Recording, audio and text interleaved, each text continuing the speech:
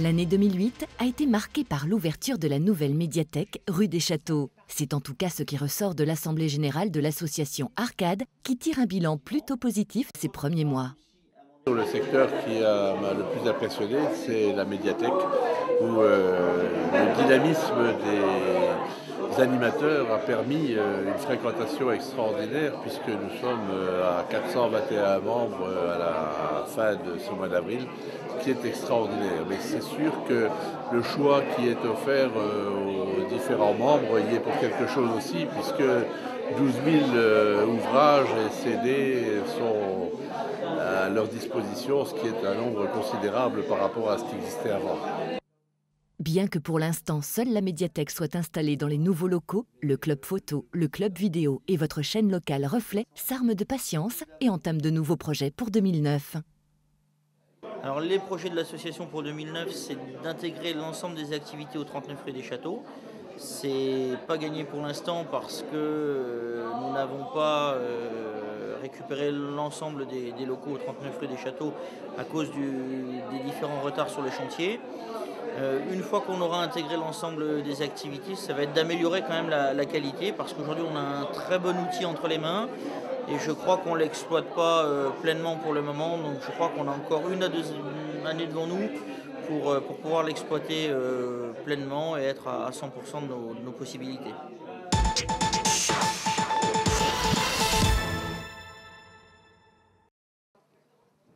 Donner son sang peut sauver des vies. C'est pourquoi, 5 jours par semaine, plusieurs équipes de médecins et infirmiers se relaient dans différentes villes afin de récolter des dons. Au départ, on charge le camion, tout ce qui est pour les caisses à tubes, les poches à sang,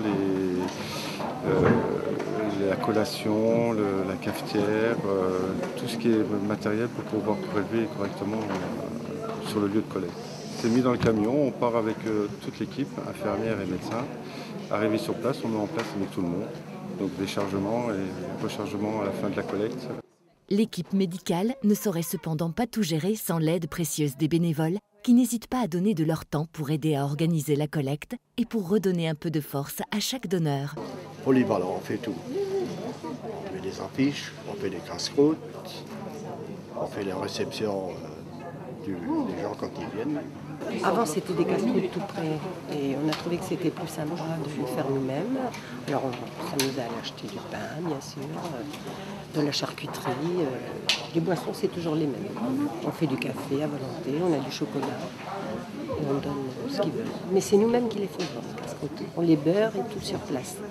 On a toutes sortes de jus de fruits, notamment du jus d'orange, charcuterie, du bon jambon. Ma foi, des bons lorrains, ils mangent bien.